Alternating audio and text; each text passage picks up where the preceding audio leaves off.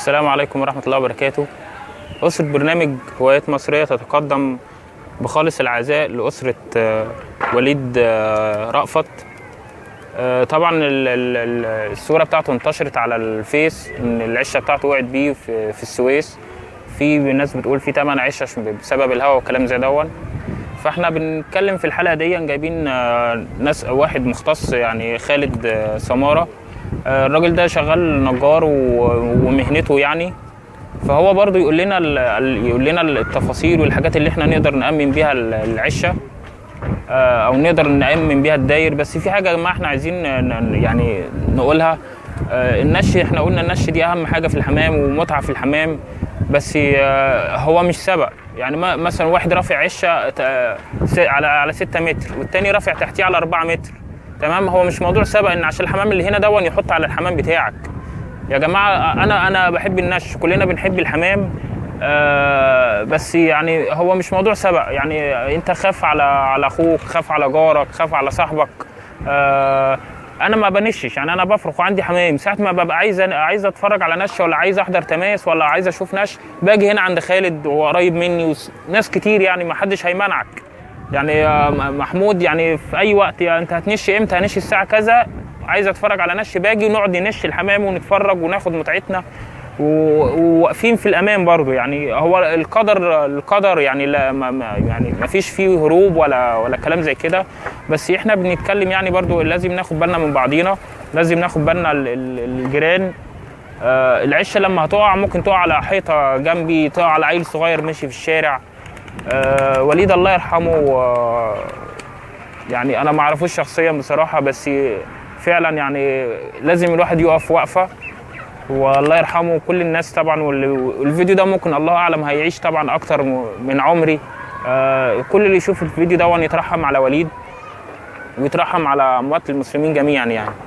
بس زي ما قلت في الاول، احنا هنعرف دلوقتي من الاستاذ خالد ايه اللي احنا نقدر نعمله في العشه عشان مش نامنها. يعني ده كل شيء ده قدر بايد ربنا سبحانه وتعالى.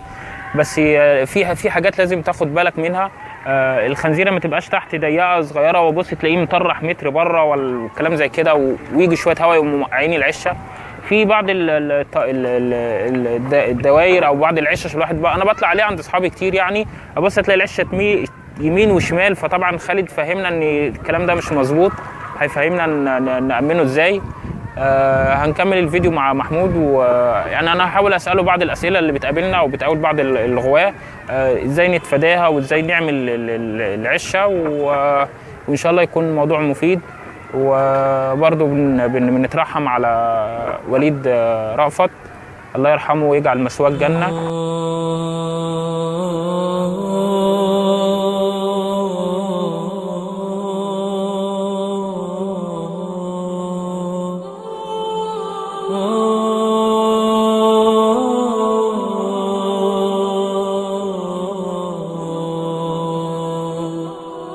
أنا اسمي محمود سمارة وشغال نجار مسلح، بس غاوي الحمام من زمان.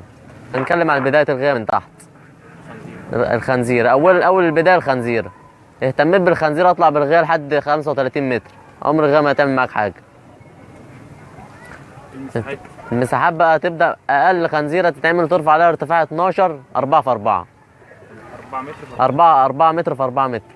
عايز تعمل 4 ونص في 4 ونص حسب المساحة بتاعة الغاية. العروق اللي هنستخدمها في الخنزير 10 في 10 او 12 في 12 او 12 في 10. ده كله من العروق. والعرق يبقى يكون 6 متر في القايم. في البدايه من بدايه التاسيس يكون 6 متر. البدايه التاسيس 6، ما ينفعش يكون 3 ولا الكلام ده كله، ولا ينفعش يبقى النهيز بتاعها لطش. لازم يبقى كله عروق في عروق. يعني العرق في العرق. بيتقطع مشطوف. تمام. 45. زاويه على زاويه 45. والنهيز ما يبقاش جاي لطش، يبقى مسامير 10 و12 و15. المسامير الضعيفه بلاش منها. المسامير الضعيفه بلاش منها، ما ينفعش اصلا. لان لما تكون انت بتستخدم العرق في عرق، مش هينفع مسمار 6 سم، مش هينفع مسمار 8. لازم مسمار 15. لازم المسمار من اولها بتبدا من 10 فبتسمر في النهيز. تمام. دي الارضيه بالنسبه للخنزيره. بعد ما اطلع بالقايم 6 متر بتطلع بالقايم بتعمل. احنا دلوقتي بننفذ الجمالين على الارض. عايز اسس على الارضيه. تاسس على الارض. ما تبقاش طايره. بنأسس على الارض. بنأسس بنأسس الغية، يعني بنعمل خنزير 4 في 4، 4.5 في 4.5 حسب المساحة بتاعت الغية. في ناس بتعمل 5 في 6، وفي ناس بتعمل 4 في 4. كله بيعمل حساب التطريح. يعني انت بتضايق الخنزير عشان تعمل 5 في 6 الغية تبان من بره شكلها جميل. بتعمل تطريح 50 سم من كل الاتجاهات. يعني ما يزيدش عن 50 سم. 50 تطريح، 40 تطريح، لان هو اللي بيظهر الغيه. لما تكون مطرح انت الغيه من بره كده بيظهر، عشان كده بتضايق الخنزيره من تحت. لا يستحسن ان احنا لا، ما انت استحسن حسب المساحه، حسب مساحه الغيه. يعني انت كل ما هتعمل 5 في 6 ولا 6 في 7 بتكبر في مساحه الخنزيره. طيب انا عايز اول خنزيره عشان شيطها ما اوقعهاش. عايز تقول الخنزيره تكون واسعه، وحمل الغيه يبقى تحت مش فوق. الله ينور عليك. يعني انا ما احطش الوزن فوق العشه من فوق. لا، ما تحطش التقل فوق، هتطير منه، هتميل غصب عنه. لو جه هوا هيختل وزن العشه من تحت. تقل الغيه من تحت واعمل اللي انت عايزه فوق. يعني انا ما احطش اوزان فوق، اعمل حساب المكايلف والمسق والحمام وتقل الغيه من تحت. يعني هي كل 2 متر حاطه في الغيه. تمام. وانت طالع على كل سلم اعمل فرشه اللي هي على كل حط. يعني تطلع 2 تفرش حط، بحيث ان انا ابقى محزمه. يبقى اتحزمت من تحت. تمام. الخنزيره الاربعه و4.5 دي اطلع بيها لحد 16 متر، 16 متر، 20 متر زي ما انت عايز، بس تكون اساس تحت. وما ينفعش يكون النهيز بتاعها الواح. لازم يبقى عرق في عرق. العرق يجي في مخ البرندة. تاخد برندات وبتقسم النص وبتشتغل على الزاويه 45 الشاطف، بحيث لما تيجي تسمر مسمار يبقى مالك في البرندة بتاعتك. لو انا طالع فوق عايز اطرح اكتر من نص متر فوق ينفع؟ ما ينفعش تخلي التطريح واسع، لازم توسع التطريح. لازم توسع الخنزير. يعني كل ما توسع في الغيه هتوسع في الخنزير. ارجع اعيد من تحت تاني. ما ينفعش. ممكن بقى لو انت متاكد من الخنزيره بتاعتك مش هيحصل لها حاجه ارفع عليها. رفعت غايه 12 هتشيل الغايه وتحط عليها 6 يبقى 16. تمام. يعني كل ما انا عايز اطرح بره ازود الخنزيره من تحت. ما انت كده عملت الخنزيره بقى على حساب الارتفاع بتاعك. انت كده اغلبيه اللي بيعمل 5 في 6. تمام. يعني اغلبيه الغاوي اللي بيعمل 5 في 6. تمام. ال5 في 6 دي عايز اقل حاجه 4 متر، اقل حاجه 4 متر خنزير. طب تنصح اي واحد بايه لسه عايز ياسس، ايه اللي تنصحه بيه؟ الاهمال ما ينفعش فيه.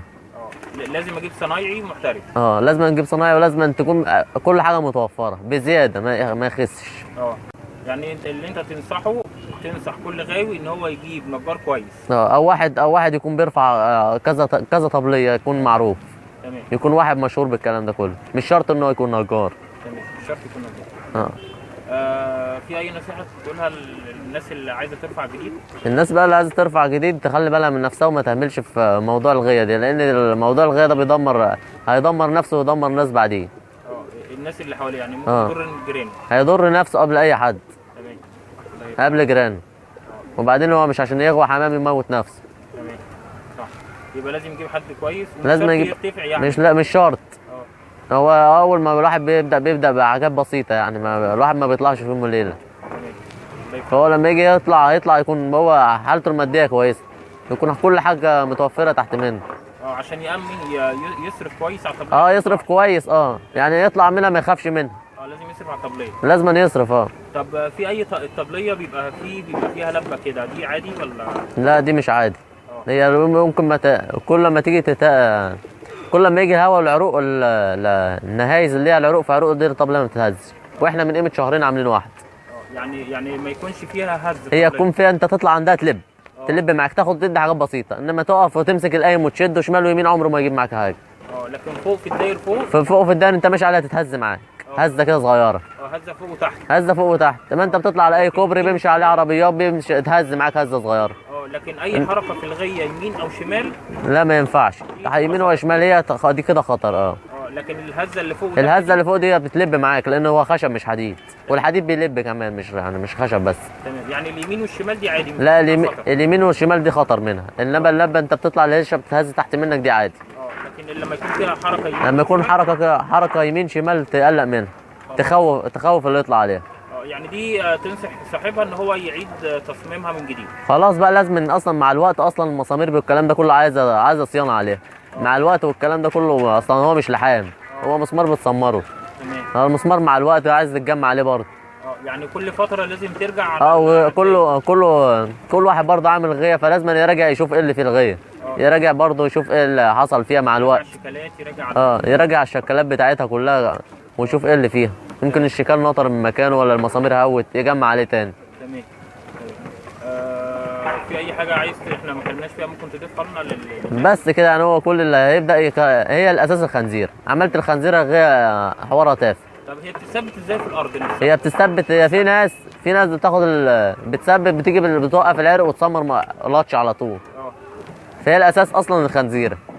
يعني انا عايز اعمل خنزيره اثبتها على الارضيه، على الارض. انا عندي مسلح دلوقتي عايز اثبت عليه الخنزير.